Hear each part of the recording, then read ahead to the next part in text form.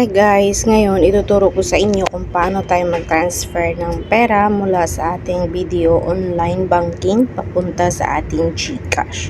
So first, open natin yung ating video online banking and then login lang po tayo. Enter natin po yung ating PIN na 6 digit and then bukas na po tayo. So, ito na po yung account ko guys, Video Kabayan Piso Savings Account. So, nakikita nyo dito na yung balance ko is 843.75 cents. So, ngayon guys, gusto ko mag-transfer papunta sa aking GCash ng 500 pesos.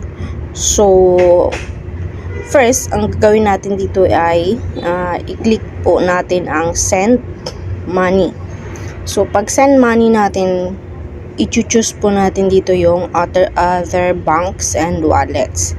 So, ito yung bubungad sa inyo guys. So, send to. So, i-click natin tong arrow sa gilid at saka hanapin po natin yung GCash exchange. G-Exchange Incorporation or GCash. Tapos dito sa baba, ilagay po natin yung ating account number. So, yung ilalagay dito guys is GCash number natin.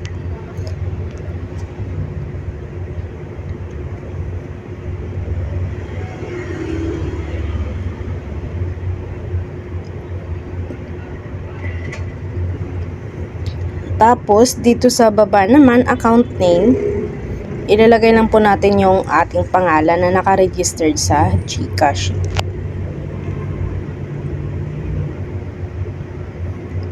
And then, scroll down natin. Dito sa baba, i-enter po natin yung amount. So, enter natin dito is 500.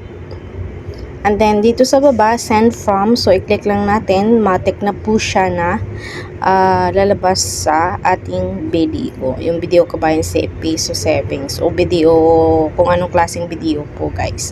Tapos dito sa notes, optional naman. So kung tama na po lahat ng info, pwede na po natin i-click yung send.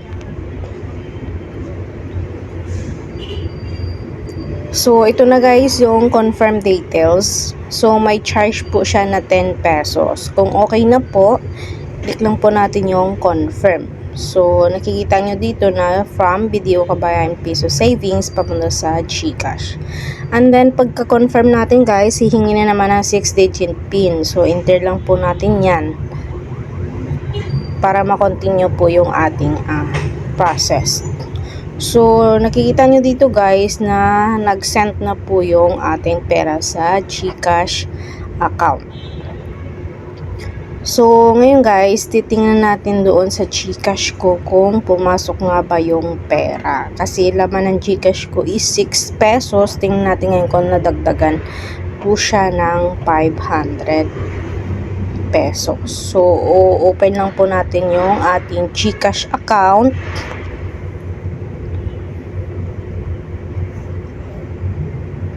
And then, enter lang po natin yung ating PIN.